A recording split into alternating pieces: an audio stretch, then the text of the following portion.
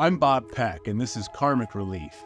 My background is in documentary film and comparative religion. I wrote a book called Original Sin is a Lie: How Spirituality Defies Dogma and Reveals Our True Self. It's an interview show where I talk to spiritual teachers, activists, scholars, people that live within these traditions and also appreciate the overlap. What happens when you start to get activated internally, that makes you activated in a compassionate way in the world. I'm thrilled to be talking to fantastic, inspiring human beings. I have to do much less work, which is nice because I'm just asking them questions about their story. It's a life hack. Hi.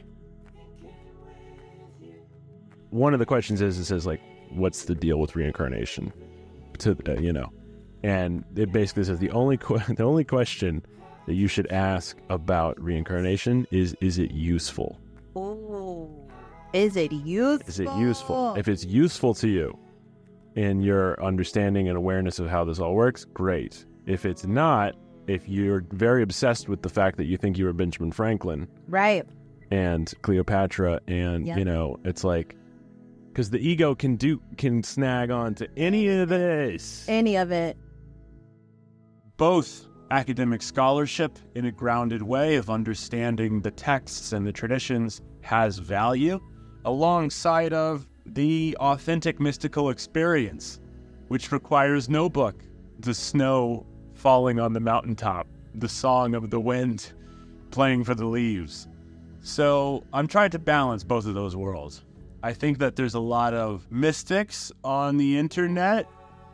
Shout out and much love, you crazy fools, that could use dusting off a textbook or two warmly, without judgment. And secondarily, there are certainly a lot of scholars in academia who would be well served by eating a mushroom. So I'm trying to bridge those two worlds. It's a copy of you, and so as soon as you evolve out of that copy, you get to grow. Tupac Shakur has a quote that says, "When you reach a new level, prepare for a new devil." Oh, and so that's what you're hitting on for me right let's now. go. I hope you'll enjoy these explorations, these really excavations. And the ones I've filmed so far, they've all been really beautiful and deep and lighthearted. So please enjoy Karmic Relief. I'm Bob Peck. I wrote Original Sin is a Lie, and now I'm asking a bunch of questions to intelligent, compassionate humans. Hi, I'm Bob Peck, and this is Karmic Relief. According to the mystics, the truth cannot be spoken, but we'll do our best to talk about it anyway. I'm here today with Aubrey Marcus at Aubrey Marcus Podcast Studios. Thank you, everybody. I'm interviewing this fellow Austinite, spiritual teacher, entrepreneur, psychonaut, and Instagram archer. I want to talk about your story. We talked about this, which is out there on the internet. I would also like to talk about what you've been up to lately, which is a million things. And I wanted to just shout out at the top, I think you've done a really incredible job over the years of being vulnerable about spirituality and about making it accessible. I think making spirituality and metaphysics and certainly psychedelia accessible is something that, I try to do in my work.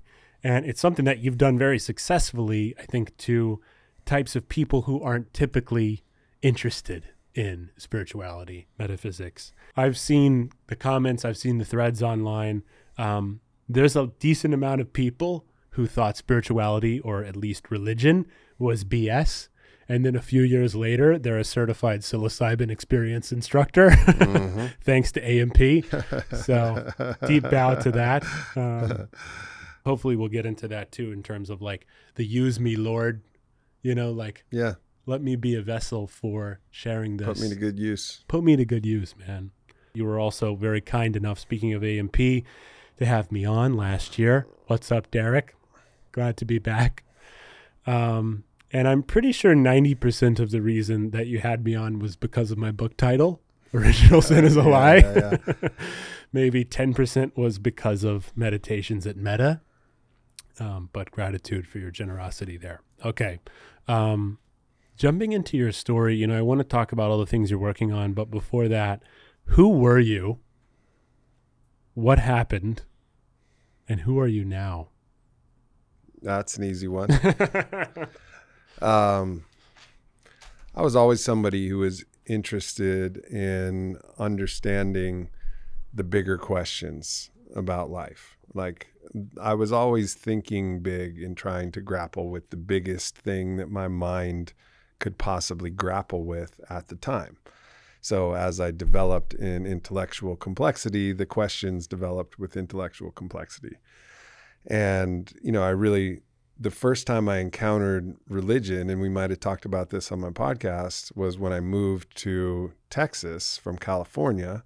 And there was this big kind of Christian presence here in Texas. And I got kind of suckered into some church ski trip and, had to sit and listen to a pastor talk about some things. And I recently went through a journal that I wrote during that time, and I'm like 15 years old, and I'm like, all right, here's all the things that I think are bullshit, and then here are the reasons why he might be onto something. Bullet points. Yeah, bullet points, And but ultimately I'd come to the conclusion at that point that all religion was completely full of shit. There was enough holes that I just threw the whole bath out.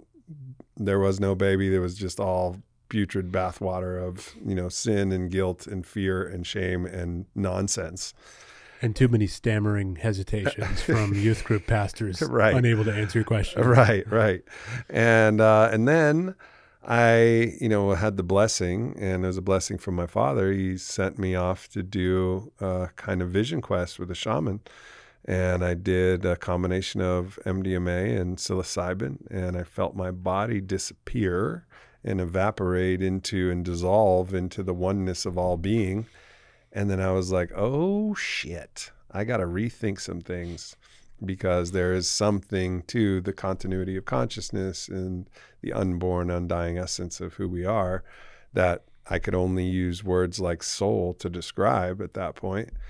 And so I started to rethink everything at that point. And that sent me on my own spiritual journey of, okay, now I have a mechanism by which I can try to receive truth directly. So my epistemology, like the process, was actually like to try and get knowledge from the mysto, from the mystery, and then compare that with the sacred texts and traditions that I'd found. And I was guided by a lot of different influences, some Eastern influences. The Toltec influence was very strong for me, Carlos Castaneda and Don Juan, and then Don Miguel Ruiz. And I've continued to follow that path, Tibetan Buddhism, a deep study of Kabbalah, and, kind of all of the different sacred texts and traditions, Sufism, and tried to find the truth that really continues to resonate with me as I've experienced it when I've gone on these, kind of transcendent psychedelic medicine journeys. Do you love or like the devil? That's a really good question. Now, how old were you? Don't answer that. No, I want to answer that question. You can't throw that question out. You can't throw that question out and not let me answer that. That's such a tease. Crazy mystic. The devil is here for us to contest against. This is what I'm writing my new book about. I mean, that's why I can't avoid this question. My book is you versus anti-you. Anti-you is the devil, right? And the purpose of the devil is for us to compete and evolve. It's like this force of opposition that's our opponent, Hasatan, the opponent, the opposing one. And it's here to contest us so that we can evolve our soul and our journey. So there's, at the highest level, a love and respect for that force of negation and opposition.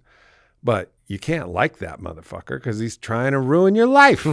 And he is obviously, we have a world of pronouns that assign genders to things. And I think this is in the genderless realm.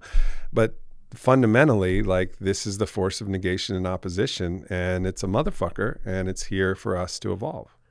Is it synonymous with like what Jung calls the shadow and, kind of? I don't think it's exactly synonymous. Okay. If it was synonymous, I wouldn't need to write a book.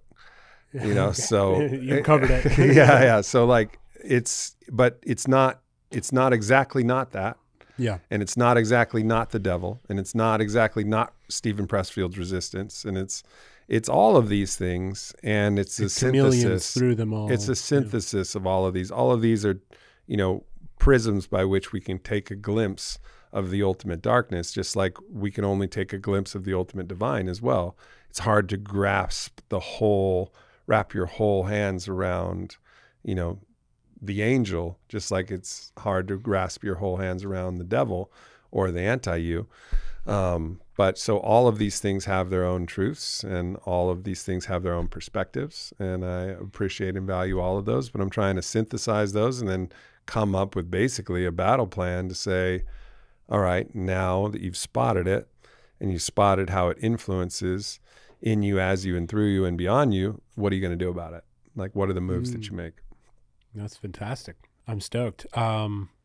You've done good work against the anti-you. How is it rearing its head? I mean, nowadays? anti-you's done some good work against me too. He's relentless. Yeah, motherfucker. And that's the thing, like, whatever level, you're locked with your anti-you by the field of polarity.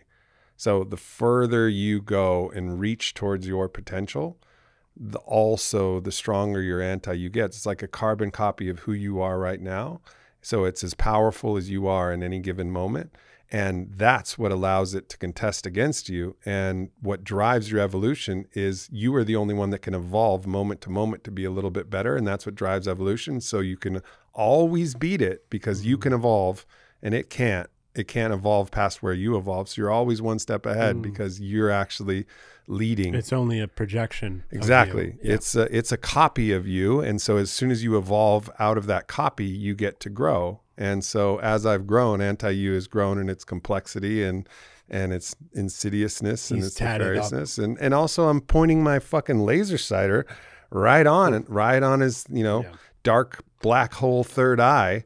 And he's staring right back at me, and he's like, all right, like, we're going to give you hell.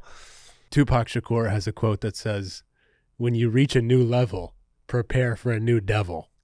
Oh, so that's what you're hitting on. Yeah, for me right let's now. go. That's exactly right. That's the dharma of you versus anti-you. I read a book called The Mystic Christ by Ethan Walker III in high school, and kind of coming back to your vision quest, where he defined the devil or Satan as the collective malicious unconscious of all beings embodied. And I'd never heard that in church. I'd never heard that with such a level of like poetic sophistication that really was like, oh, okay. Yeah. Like there is this embodiment of everyone's, the 7 deadly sins, if you will, everyone's kind of, whenever we're ignorant of our true nature, which was my main argument of the book, original sin is a lie, because we're just ignorant. We don't know who we truly are. We don't understand that we are capital L love, that we are capital U unity when we're in that space of realization. But when we're not, then we take advantage of other people, inflict violence and so on. And all of that cumulative, that's the, antagonist or whatever. And so anyway, yeah, I mean, I think that's where the anti-you lives. The anti-you lives in the unconscious, which is the shadow. So the shadow is that which you can't see. So it can't act in the light of your awareness. Once you spot it, it dissipates like any shadow. So it does have some resemblance of that, but it's not only that which you can't see. It also has a malicious intent and the aggregation, the egregore, to use like kind of one of those spiritualist words. An egregore is like an aggregation of different energies. So the egregore of anti-you is also has an intent, and that intent is to, destroy, malign, sabotage whatever creation you're creating. And it's really at the highest level, it's the force of entropy. It's trying to take a creation, trying to take a sandcastle, return it to sand. As you aggregate the complexity of your being into this unique configuration of light, there's another black hole that's trying to suck all that light back into quantum superposition particles into the void, right? It's trying to like pull against that. And that's the tension of the universe of creation. Is the emptiness the totality? Totality, and vice versa. Totality can be either emptiness or fullness. It's both. It's both emptiness and fullness, or emptiness or fullness. It's like it's an either and situation. And they have different qualities, but it's, the everything it ultimately is homogeneity, but it can appear as both emptiness and it can appear as fullness. I really like the idea of just having a follow-up talk show host question like that, and that you just knocked out of the park. So thank you for going there with me. This is a man that's done some deep work. To come back to your initial journey, because I kind of wanted to touch on, from what I'm aware about your story is you have the vision quest. You're 18 at that time. How old are you? Something like that.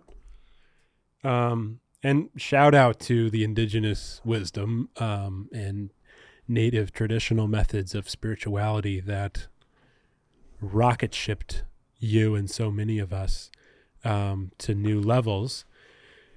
Then you dabble in that. You study world mystic traditions. You were an athlete, right? And so for your body to disappear,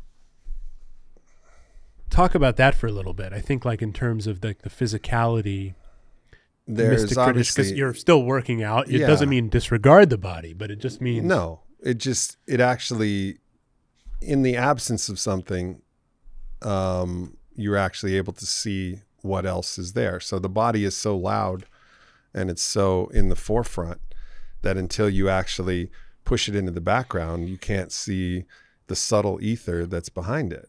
Right. So it was just a matter of like, okay, let's take this out of focus in the frame of my perception. And now I can see what's behind it. What's the force animating this body? Why is these 84 minerals and all of these different, conjunctions of molecules, what is actually animating it? What is the breath of life, the neshama, the spirit that animates it? Until that dissolved, I couldn't see the spirit. And then once it dissolved, I could see the spirit. And, then the body came back, and it wasn't like I was like, oh, fuck this thing. And I think that's a big mistake that people make. And this is the ascetic move. It's like, oh yeah, the body's just trash because it's temporary and it's going to turn back. It doesn't matter. No, it's like it's our body, it's our home. And this is also part of the divine. Like it's our apartment. Exactly. Rent. We're renting it. And it's no less divine than the other parts, right? Like it's not like there's a hierarchy, like, oh, this part is more God than this part. If God is all that is, then so is our body. Body's a part of God. And so it's an important thing, but you can get into idolatry, which is to say, this is the only thing that matters. This is the only, and then you fail to see that this is just part of the seamless but not featureless coat of love that is the universe. Very well put. And I think that's why that's where you and I overlap, is on that kind of tightrope of nuance. There tends to be in spirituality kind of this need to do some myth busting. Right. I think that's what you do quite well in terms of, saying that the body isn't, that's a good line for a gym owner. So thanks for putting that out there. Mm-hmm. You also had a moment you had a car accident. Yeah. And kind of name change, identity formation. Those are separate events, but yeah. Okay. That's why I'm doing this. Yeah. Name change was, I was born Michael Aubrey Christopher Marcus. Yeah. My dad's name was Michael. And everybody called me Chris. Yeah. And it was my name, but also my legal name was Michael. So that created this kind of confusion. And It's confusing, yeah. And then it was also, it just, I don't know, something about it was like, of course my name was my name, but then I went and did ayahuasca in 2010. And really what I felt was this kind of death rebirth moment, you know, and in this death rebirth moment, I took the impetus to say, okay, I want to consecrate this event that was this significant to my life by actually abiding by a new name, which was my other middle name, which is Aubrey, my grandfather's name. So I just officially made the name switch Aubrey Michael Marcus, and that's what I became in 2010. Do you mind sharing, you know, even just glimpsing on, obviously you can't really communicate the depths of an ayahuasca experience that you consider to have an ego death, but, you know, anything in particular that stands out in terms of what was so significant about that transition? The ability to, well, first of all, I had a radical death experience in my first ayahuasca journey. And this is, you know, story I told on Joe Rogan's podcast, number 127. And this was kind of also what kind of put me on the psychedelia zeitgeist, you know, watch list, was this first experience. So big death experience night one, and then night two, it popped me into this other dimensional reality that really allowed me to see how much more there was to this existence than the 3D reality that I'd been living in, even though I'd had psychedelic experiences up until then for, you know, roughly 12 years. This one was like the most significant. And it just shifted the way that I looked at the entire world and the dimensionality of our existence. And really, and interestingly, from that point forward, you know, my career changed. That was right before I started on it. That was right before, you know, people started to know my name and become aware of who I was. It was a very interesting time where I timed my name change with the awareness of the world, with the start of my business. Everything kind of flipped when that name came in. And, you know, the changing of names is a part of many different spiritual traditions. And, you know, Ram Dass used to love giving out names. He was giving out names left and right. And he got one. Shout out to, yeah, for sure. Exactly. He got one too. You know, he's passing the favors. You know, my brother, East Forest, you know, he goes by Krishna because it's the name that Ram Dass gave him. So there's these moments where, you know, you take a new name, and sometimes it's given to you by a teacher. And in this case, you know, I took the name, but it was really given to me by ayahuasca in many ways. Thanks for sharing. Mm-hmm. Yeah, it's a good reminder. You know, I think what psychedelics and spiritual experiences do so well is that they snap us out of, like what you said, the 3D, you know, this is finger paint. Yeah. compared to the masterpiece behind it all. You know, you just mentioned kind of your levels of success in terms of a shift in your mindset, a shift in your career, and kind of spiritual experiences that allowed you to get out there and really to be able to help other people, I think, in profound ways. Let's talk about your audience for a little bit. It's something that I'm a lot newer to. You know, I made documentaries for years, put a book out a year and a half ago, and with a title like Original Sin is a Lie, I do get warmth from mystics. I also get some cold comments from religious folk from time to time. And you're like that 10X. It's like people think you're Jesus or the anti-Jesus. I mean, it's, and, you know, obviously you've gotten over this, you know, a few millennia ago, but just touch on, tell me more about, maybe from that angle of like advice for people that are putting stuff out there that are, hesitating based on look, kind of vulnerability. I had Rick Rubin on my podcast, and he said any decent work of art divides the audience, right? Like if actually it's art, it's going to be pushing boundaries and pushing the limits so that it shouldn't be something that everybody loves. It should be something that disrupts them. It should be something that disturbs them in some way. And because of its just radiant and powerful truth by which it's professed. So, last night, and I don't know when this podcast will come out, but last night I went to go see Jordan Peterson speak at the Moody Theater. And he's someone who's gotten this wild popularity in part because he's been so bold to just speak exactly what he fucking believes. He just says it like he believes it is, and he doesn't hold back at all. And people love that. Any great fighter, any great artist does this, and they're not afraid to do that. And I think you have to understand that this is just the table stakes if you want to play the game, and you have to get used to it because it is like it's like a cold plunge, or it's like, dipping into, like a field of stinging nettle. It's gonna sting, and it's gonna itch, and it's gonna get under your skin, and you're gonna, you can't shut it all off actually, because if you shut it all off, then you shut off all the good, and then part of, you're removed from people. So you're still gonna feel it, but you just know, no, this is, you can reframe it in a way to be like, just like you do with a cold plunge, not like, oh my God, I can't believe this cold did this to me. You're like, no, it's the fucking cold plunge. This is what you do. You go in here, and this is what to expect. And so you just have to remind yourself of that if you're doing it right, you're going to get people who love you, and you're going to get people who hate you.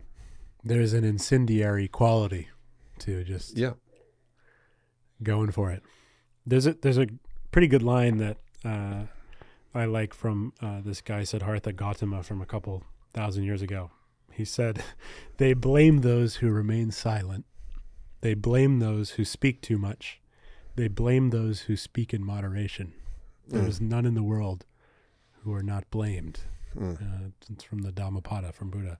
So yeah, you're not alone. If you're out there and you're getting a couple angry comments, try to get a few more. Yeah, for real.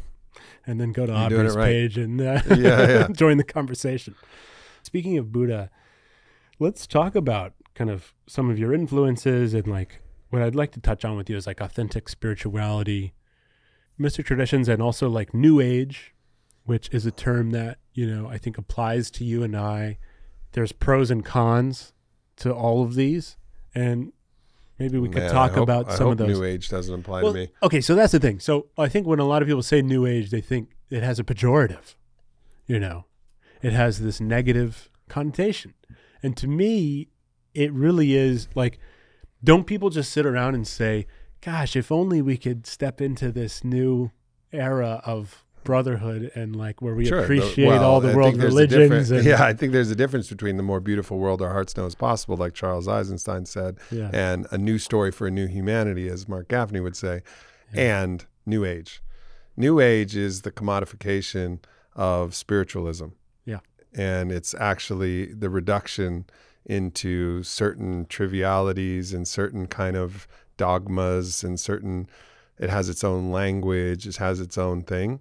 And I find that the most, like, I would rather be in a den of thieves than in a den of New Age spiritualists, right? Like really. So you're saying I should stop fighting for that term? Just let it go. I mean, they're blessings to all fucking people, really, like ultimately, but and it could be reclaimed, if you want to fight that fight and reclaim it. But the challenge with it is that it contains there's a lot of tables that need to be flipped in that, and it needs to get really like rooted back in the deep misto truth of it all, not in the kind of esoterica and, crystals and tarot decks to infinity. Not that I don't love crystals and tarot decks, I do, but it's just how you use them.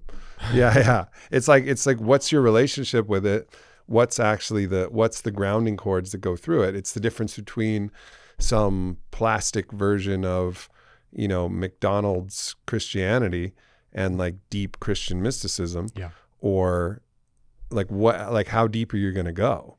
And if you're going deep, then it actually doesn't even qualify as the thing itself, right? So like also a quote Christian is like, I'm like, nah, but like, mystic Christianity, I'm like, I'm fucking deep in, man. Like I'm ready to go. And so it's like, the problem is not with actually what it was trying to point to. The problem is how it's actually manifested. Like you should know a tree by its fruits, right? Like, and the fruits of New Age have not been actually fruits that I've found particularly delectable. And the fruits of Christians, that I've seen have not been the fruits that I like. However, the fruits of Christianity, I should say, because I know many beautiful Christians, but like there's a deeper core structure there that is fucking radiant and resplendent in all of its glory. Absolutely agree. And I'm interested in digging in even further in terms of like unpacking, like, again, pros and cons of New Age. So like you said, commodification and materialistic aspects of spirituality. And really, like, to me, what it sounds like is like a dilution, right? It's like when it becomes diluted in this kind of egoic, even, Jesus called out the Pharisees, right? Which are guys saying, hey, look how holy I am. Correct. And he's going, what you should do is Be tell holy. nobody. Yeah. Just pray to God yourself and he'll know. Yeah. Like actually, no, to really walk the walk. It's a lot of superficiality and, I think it's really superficiality. That's, I think the problem. It's the lack of depth structure. And also it's also thoughts that don't actually line up. Like take a principle of like the New Age kind of the New Age doctrines, right? And one of them is like you need to get over a relationship, come to me and we'll go through this cord cutting ritual and I'll fucking blow some incense and I'll make a magical gesture and I'll snip some cords and then there you go. Like your psychic cord is cut to your It was ex. only $15K. Yeah, exactly. Come on, man. So that is, it's fundamental. It's not that there aren't magical things that can be done. Of course, there are magical things that be done. I've been in ceremonies. I was going to say, you were just I've been in talking ceremonies about for 25 years. I've been in dimension. ceremonies for sure, and I've seen unbelievably magical things done. Yeah. So that's real. And if you really want to get over your ex, you don't go to a fucking cord cutting ceremony. Grieve, like grieve in the old way. Go down to a river and cry and play the old songs and weep and wail and write poetry and sing and put that in your past and move on. Like you can't like take the shiny McDonald's version of how to do something. You got to really fucking do it. You got to walk the walk. You can't just say like, you can't get the glitter without actually, putting yourself in the fire. Definitely agree. Well put. I think I'm interested in more too here with you on that, because I think, Instagram, social, like where we're forced to use these formats, these ways of media, which pros and cons. I think like the democratization of, ways of like the fact that we don't have to just watch corporate media all day. The fact that now you can curate different writers and thinkers and artists on these platforms is pretty rad. But also like combining that with spirituality, how can we avoid the pageantry of it while still having a deep practice? Yeah. Spirituality should be called reality. Spirituality should be called reality. Like, it's that fucking real. When it's real, it's real. It's as real as anything else. It's realer than anything else. It's reality, folks. Like, this is not a fucking thing that you have to believe. Do you believe in spirituality? Fuck you. Don't believe it. Know it. Know it. Taste it. Fuck it. Be it. Like, that's spirituality. Like, you want to be able to grab it by the horns and fucking feel the force of it and know that it's real. You know, it's like no one's like on a bull and they're like, I wonder if this bull's real. No, they're on a fucking bull. They're on a bull and they're hanging on for 8 seconds the best they can and strapped in fucking tight, you know, because it's real. It's real. It's as real as that. That's God. That's real. That's spirituality. Like, that's why I don't like New Age, because it's not that. It's like, you want to go for a virtual bull ride? It's like, there's no virtual bull ride. It's not a virtual bull ride. It's the bull ride or it's nothing or it's bullshit. Purposely did not interrupt you on that because that's a fucking great image. I think the last thing before moving on kind of from New Age, deconstructing it is, you know, I mean, well, one is the charging for things, you know, like you're a successful entrepreneur. You're also in spirituality. And I think as someone who I've always had separate worlds personally, like I kind of was starving artist for a while with my spirituality. And then I have my daily bread, which is like where I go to make my money. And then I like go off and like do my completely non-profitable spiritual work. And like, I don't think that that's like on a conscious level. Like, I know that it's completely valid and justified to exchange money for value in terms of spirituality or reality of, you know, of work in a creative way. And I'm suspicious enough of the capacity for the projection to match the perception that maybe there is some subconscious, you know, underpinning there that's like holding me back. Maybe I have read too much renunciant material. Yeah, I mean, I think this split between reality and spirituality, I think we're actually at the core of this conversation, because the moment that spirituality is as real as the bull that you're riding, then, and there's no difference between, you know, everything is a part of the divine theophany, right? Like, it's all part of the divine theophany. Then there's nothing that can't be spiritual. There's nothing that you can't, even going back to the comment about, you know, do you like the devil or love the devil, right? Like, you love the devil at the highest. It was a joke, not a comment. Highest. Yeah. Well, at the highest level, it's all like this was created for us to evolve. So thank you, motherfucker. Right? Like that's the right attitude. So everything is a part of it, and everything can contain its own spiritual essence, its first values and principles. It's like its real essence. And so this idea that money and spirituality, now certainly there's corruption in the spiritual world, and we've seen that since the beginning of time, right? I mean, this has been a way to accumulate power and accumulate resource and manipulate people, and there's been a variety of different opportunists, charlatans, and a whole bunch of different people, but they've been con men who've done everything. There's Count Victor Lustig sold the Eiffel Tower twice. You know, he had nothing to do with spirituality. So there's con men fucking everywhere.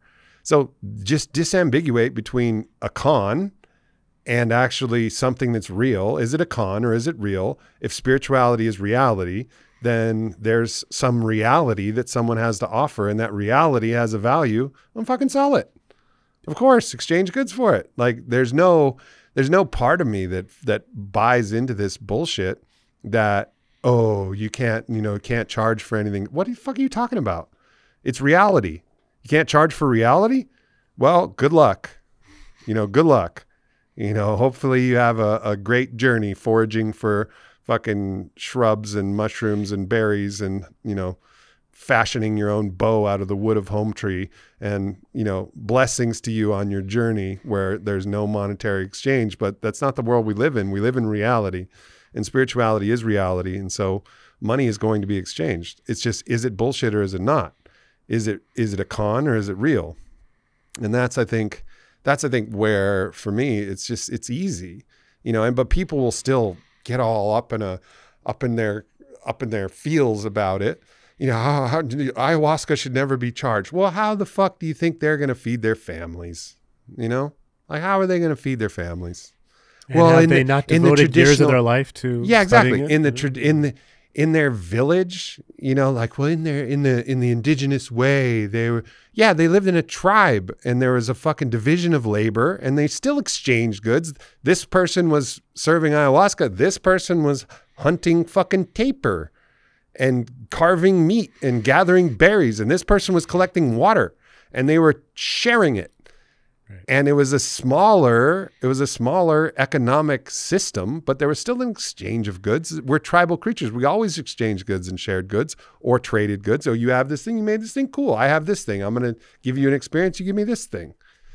Are you saying that these people don't understand history and have accurate portrayals of it's just civilization? They it's very funny how we get caught in traps. Well, I think also, you know, one thing that I've seen in terms of like researching for this with you, which has felt strange because also I know you, but, you know, I think there feels like there's a level of envy in some of the critiques of you.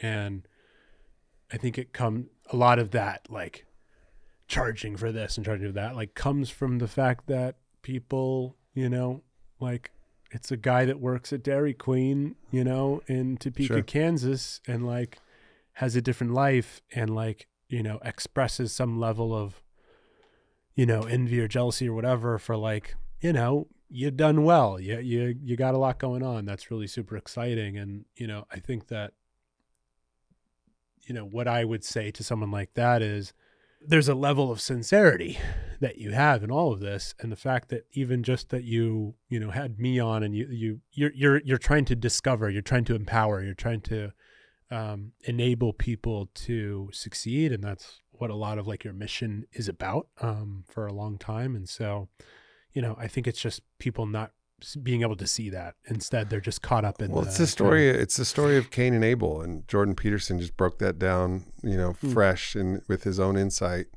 last night. So of course, Cain gave second-rate sacrifices to the divine, right? Like second-rate sacrifices. His brother Abel gave first-rate sacrifices. So he actually like poured himself and gave his best to the highest. And again, these are Jordan's words, you know, but he gave his best to the highest, and Cain didn't. And so this envy grew in Cain, and the envy, he wanted to actually destroy the ideal of what he should be doing and what he knew he should be doing, what he wished he was doing. Yeah. And so he took a rock and he killed his brother, and then he would have to suffer the ultimate penalty, which was to go through life and wander, you know, the field of Nod, I think it was, or the land of Nod, like just endless wandering without an ideal, because he'd actually destroyed it. It's the murder. People try to murder the ideal so they don't have to look at it because they know they're not giving their best. You know who doesn't leave hateful, envious comments? People who are fucking sending it. If you're sending it, if you're giving it your very best, you are not hating on somebody else's page, period. End of story.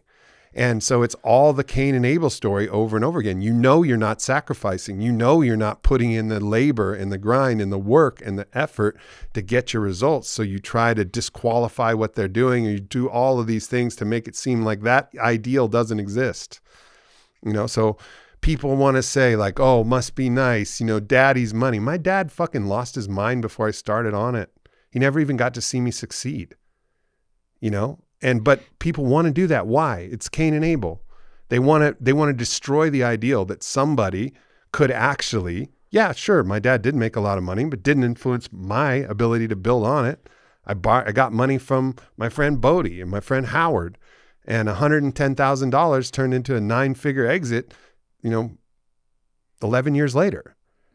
Yeah. But it was a lot of fucking first rate few sacrifices. 100-hour work weeks. Yeah. You know, like that's what it was. Yeah. And that's like, people don't want to actually acknowledge that that's possible. And it may not, that same outcome may not be possible, but a beautiful outcome is possible for everybody if you give that first rate sacrifice. If you actually send it and give it everything you got, you're not going to be envious, because you're going to have your own unique gift, your own unique reward from that. And you'll know that you gave it everything you got. And that's all that fucking matters ultimately. It's just so much easier to just judge. Destroy the ideal. Yeah, destroy the ideal. And now I'm then going to that have to makes you go feel back normal. on my Instagram and delete some comments that I've posted. That's a really good. I didn't think that we were going to get a Jordan Peterson reference to Cain and Cain Abel. and Abel too, Well, but that was perfect. So thank you. You know, relevant to that, and I think this can tie us into, well, we'll see where it leads. I won't set it up. There's this guy from Nazareth. He said, no man can serve two masters, for either he will hate the one and love the other, or he will hold to the one and despise the other. You cannot serve both God and mammon, God and worldliness. It's a variety of translations for mammon, but the way that this Hindu Swami defines that is spiritual discrimination and really essentially obeying the first commandment, right? Love God with the fullness of your heart. Love your neighbor as yourself. How do you look at teachings like that? How do you integrate those kind of teachings in your life amidst 23 projects? well, that's why I wish I could have Yeshua on a podcast, right? Because I'd be like, so how do you reconcile this with your statement, love thine enemy? Like, even if it's your enemy, right, which is worse than just worldly things. Worldly things are neutral. They're neutral. And you're saying you're supposed to despise that, but you're supposed to love your enemy, but despise the worldly. What the fuck are you talking about? Either you love unconditionally and love all of God's creation, or you don't. And so what do you say about that, Yeshua? Like, that's what and I think that's what I think is missing, is like the ability. And I think that's also what the Talmud and these different texts are. They obviously don't do it for the New Testament. They do it for the Old Testament, where they have a bunch of masters who just argue back and forth about what every nuanced, interpretation of what everything said. It's a shame, actually, that the Hebrew tradition didn't take the New Testament canon and actually bring it through the Talmud process to analyze all of these things and then try to understand and figure it out. People like Mordecai Liner and Luria and Abraham Cook and all of these masters who can then go in and then analyze, why did God say this, and why did David say this, or why did Solomon, like, what was the real, like, that hasn't happened sufficiently in the New Testament. It's just like, this is the word.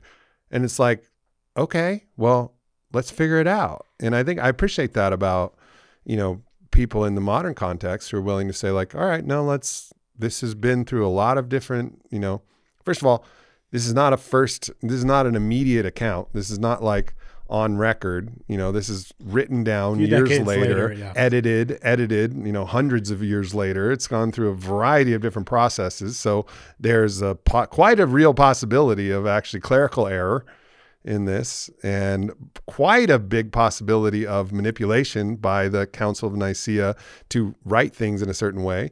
And clearly there was some deep mystical truth there that they kept, because otherwise it would be useless. But so I think we got to like as the Buddha said, like, scrape and test and cut and see what's really gold in this whole process. And to me, that's one of the New Testament statements. scholarship. We have hundreds of years of Christian monks arguing. That's good. There's a variety of interpretations That's good. about the Nazarene. to your point, and I'm not trying to be accusatory, by the way. I hope you weren't No, taking no, that in that no, way. that's good. I mean, that's what it, It's but a that's good what it should be. conversation starter. That's I what think- it should be. It Yeah. should be like, test it, scrape it, cut it, burn it, boil it, figure out what is the essential nature of this. And my what can we favorite take takes from are the it. swamis.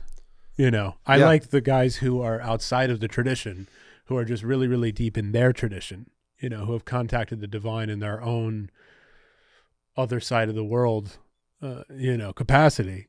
And then when they read Jesus, they go, oh, he's talking about, it's like this parable from Ramakrishna, or it's like this line from, the Upanishads. Like, Right. I like those guys' take. Yogananda had Second Coming of Christ is this big in terms of like reading the Nazarene. But, I think, back to that idea in terms of all that I'm trying to get across in terms of like that idea around spiritual discrimination and like kind of godliness and worldliness and so on is like, I agree with your point that love is the motivation, and I think that comes through in a lot of what you do in terms of, capital L love. And like, when that's the driving force, everything else is secondary, even if the word love is synonymous with God, in the mystical world. So, placing God first, placing the divine first, and kind of everything, surrendering to everything, letting everything else. So that's through, the take. That's the take that then I'm like, okay, now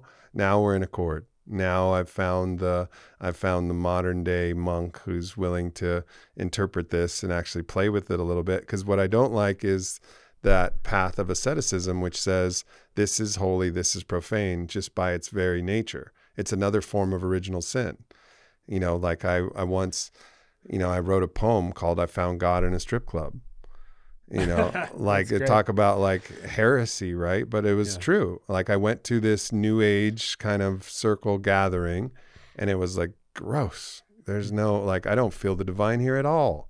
And then I went to a strip club and I was like, oh man, God is everywhere, and like that was it was a real experience I had, but I'm not shackled by the biases that says, and nor was this Nazarene, nor did he see the world in this, oh, you're a leper, or you're a thief, or you're a harlot, or you're a whatever whore, he didn't have those judgments. He saw the love that was underpinning all of it. And I think that's the place that I actually can really get behind, because that's been my experience. When I experience the divine, I experience it in everything. And sure, there's prisms of distortion, and then there's the negation of the divine and the delusion, which at the highest level is still part of the divine, but its function in the most of the dimensional realities we're in is the negation of the divine.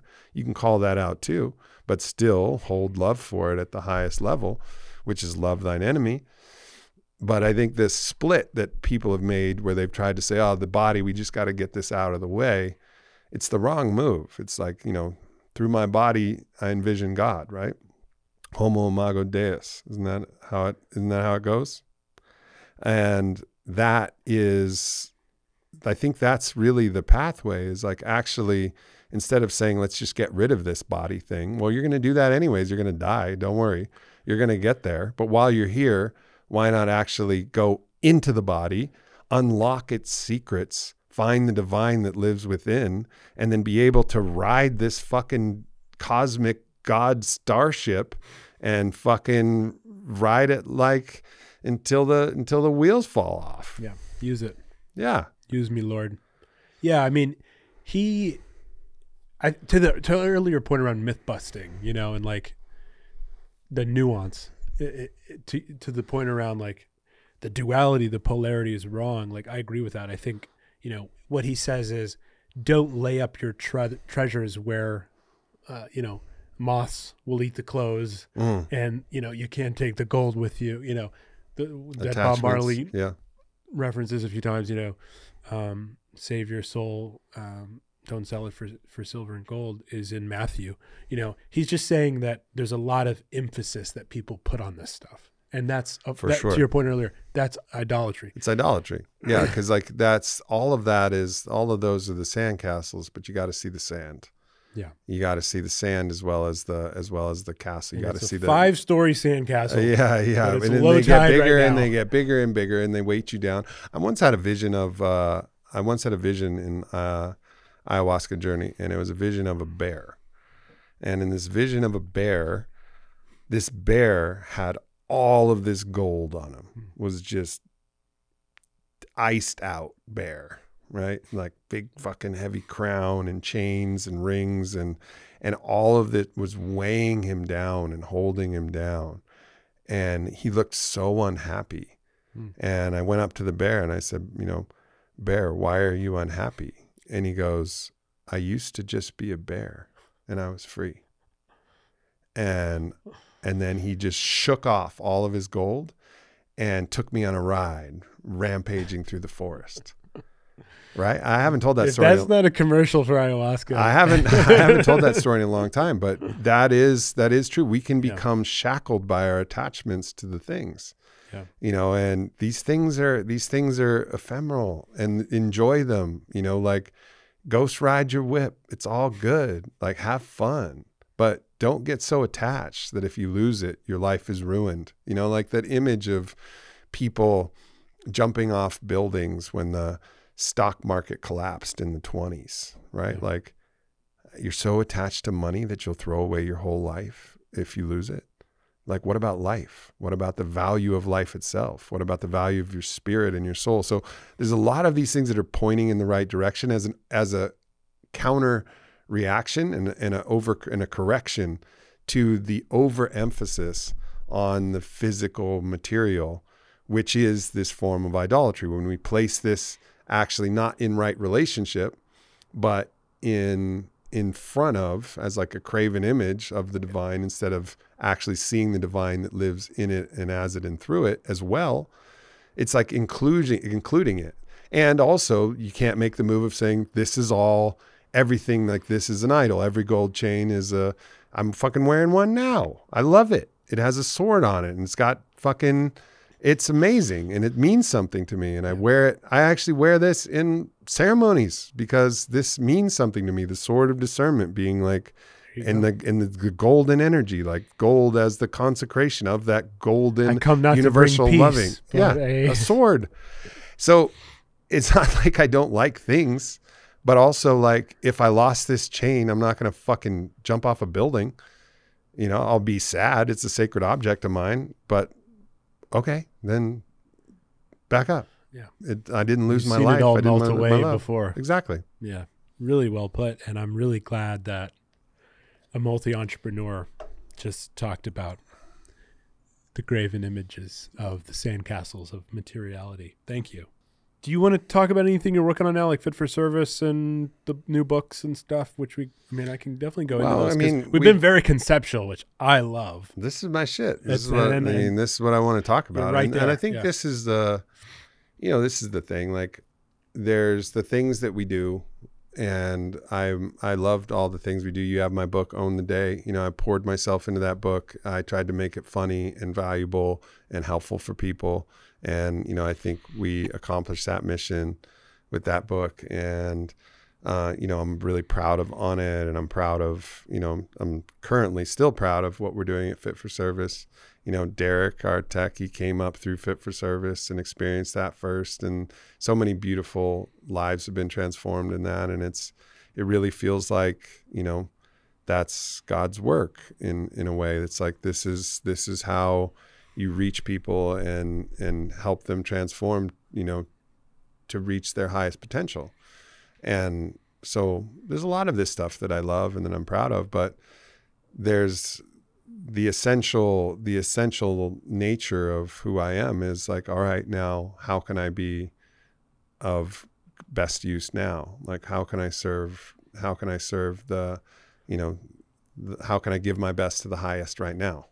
And that's where I'm, kind of constantly in the inquiry. And, I fall and I falter and I fail and I fuck up and I sin and all of the things, man. I'm not like any kind of perfected being by any stretch of the imagination. name a fucking 7 deadly sin, and I'll tell you a story about it. Like this is the reality. It's messy, but the one thing that I try to be is just honest. I'm like, honest. All right, this is it. And I think to your point around another issue with New Age and another issue with kind of spiritual culture is spiritual bypassing. Fuck yeah. Right. And so, or like toxic positivity, and like, you're so positive that maybe sometimes people miss that aspect of you. And to your point, like, I haven't, I've listened to your show. I've heard your stories and your admissions of like your imperfections and your flaws and so on. And like, yeah, I mean, I think where I was going to go with that question is, what is the spiritual movement getting right and what's it getting wrong? Like, where can we where's our opportunity to grow? And like, what are you really proud of about it? And how can we contribute to that? I'm proud of the fact that we're starting to make what was once the superstitious nonsense. Yeah. We're starting to actually make it reality. We're starting to see spirituality as reality. We're not done until spirituality and reality are actually merged. And that means some of the bullshit spirituality is going to leave, right? It's like, what is real? What is real? And, eventually in this dream scenario, there is no word for spirituality. It's like, what are you talking about? This is the world I live in. Like you talk to, exactly. Yeah. You talk to an ayahuasca shaman about spirituality and they're like, what the fuck are you talking about? Like, I'm immersed in the realm of the spirit all the time. They don't actually even, like, it would be like, it's exactly fish, like asking a fish what water is. It's like, this is the air that I breathe. This is the reality I live in. And that's, I think. But prove it, man. Yeah. Well, that's the beauty, because everybody should be able to say that. And that's where the plant medicines come in, right? That's where it's like, don't take my word for it. You need to find your own place where you can look somebody else in the eye and unflinchingly say spirituality is reality and God is real. Like, I don't believe in God, I know God, and not have a fucking flinch in your body. And you're not going to be able to get that listening to me or me explaining why in some argument of causality or anything like that. It's like, you got to feel it and find it yourself. And when you do, you'll know something. You'll have a pearl of inestimable value.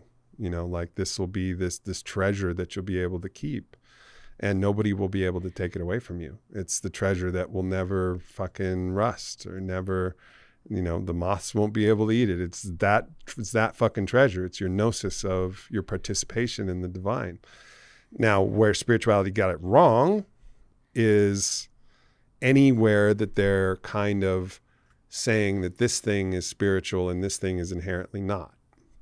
So to me, it's about this split. It's about the split of like, okay, these clothes, this mala, this thing, this type of career, this is spiritual and this is not. And it's creating a hierarchy. It's like spiritual caste system, based on how many ayahuasca journeys you've been on, or how many fucking power amulets you have, or how much, whatever metric you're using, and then not actually embracing the raw animality and the primal nature of who we are, and knowing that is spiritual as well, and then learning how to actually control that force. Because the one thing I see in these spiritual communities is just when they're living behind this facade of all goodness. I'm only love and light. It's all fucking rainbows and butterflies. And then you just see a little crack that comes through, and a vicious, wrathful savage comes out. And I'm like, what's that? Hey, what's that? And it's just coming up from the shadow and crawling out of their asshole. Cracking the dam. Like, yeah, exactly. Like, this is the problem, is like, no, it's not all butterflies and rainbows. That's not where we are. Like, we're wild, primal, beings who have vicious impulses as well as the most beautiful divine impulses. And we have to be the master of that. Again, another Jordan Peterson Dharma, become a monster and learn how to control it. Like you don't want to not be powerful. You don't want to defang and declaw yourself. No, you want to be a monster and trust yourself to control it. Be the master. Be the master of your full expression, not by leaving it in the shadow and pretending it doesn't exist. It exists.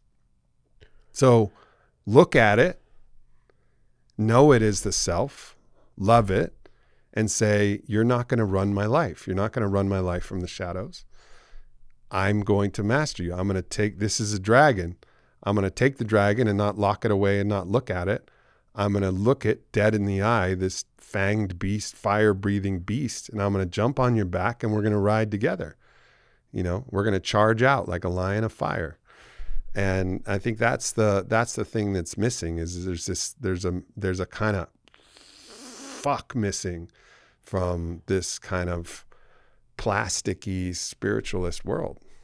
The best thing I wrote in the last 6 months is a poem called I'm Love and Light and Pain and Darkness. Yeah.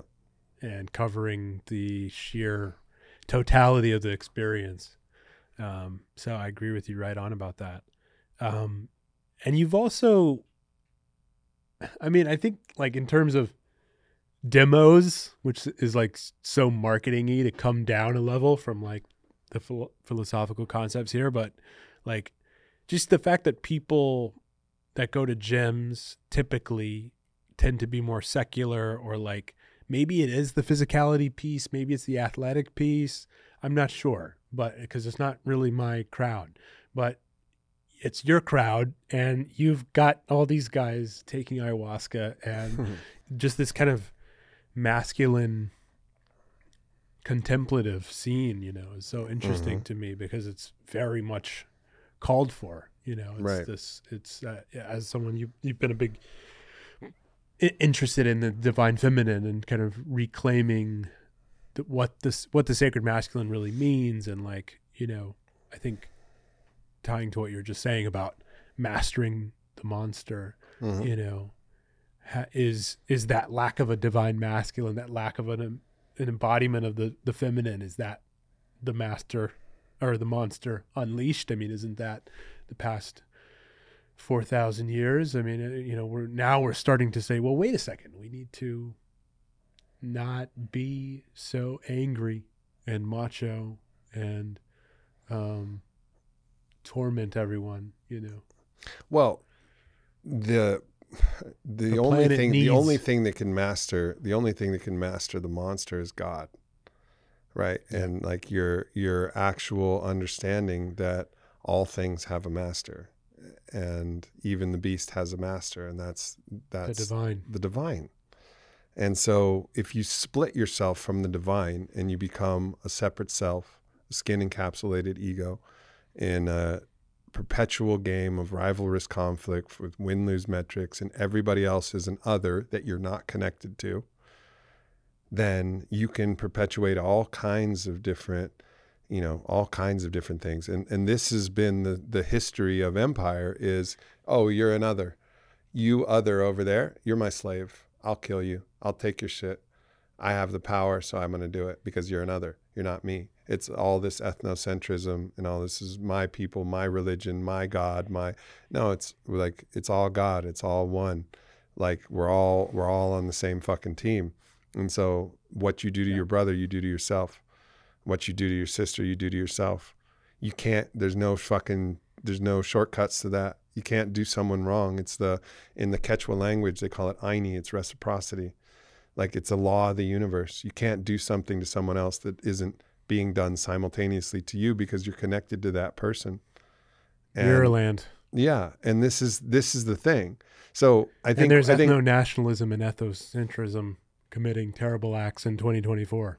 Yeah. So there's a lot of work we got to do, brother. Oh, no doubt, Brent. No doubt. This is now all, we're really seeing this, but it's been there all along. And I think what's the problem is people have conflated this disease, the disease of the separate self, this mind virus that says that I am separate from all other and the othering of other people, they've conflated that virus with what people can do when they have the virus implanted in their mind. Well, okay, if you have the virus and you have a fucking giant battle axe and you're 6'8" and you can do a lot of damage if it was back in the day. So understood. If you're like a minuscule, 4 foot and drowning, 100-pound, no weapons person, and you got the virus, well, you're probably not going to do that much harm. So yes, if you have the virus and you're powerful, you can do more harm. But it's about the virus. It's not about the powerfulness. But we've conflated the powerfulness with the virus, and that's not the problem. The problem is the virus. And what we need powerful people to actually stand up to the other powerful people who have the virus. Right. Right? Like, so, but this is where this idea of toxic masculinity and this kind of like feminize the whole world. Like, no. Like we need guardians. We need guardians, sacred warriors. We need the Kalis and the Yamantakas and the fucking sacred warriors to stand forward and say, no, we've had enough. Yeah. You will not push us around. We will not be your slaves. You will not control us anymore. And that takes some fucking guts. I hope you enjoyed watching Aubrey and I gab it up on spirituality, New Age, myth-busting. You can see all of Aubrey's projects on aubreymarcus.com. That includes the Aubrey Marcus Podcast, his writing, his activism, and all of his entrepreneurial adventures. Part 5, the Desnuda comments. Oh, God. That was Karmic Relief episode number 1. At the time of this release, I have 13 other podcast episodes that have been filmed that need to be edited. I need to stop talking. I need to stop shooting and go edit. Thank you for watching. May all beings be happy and free.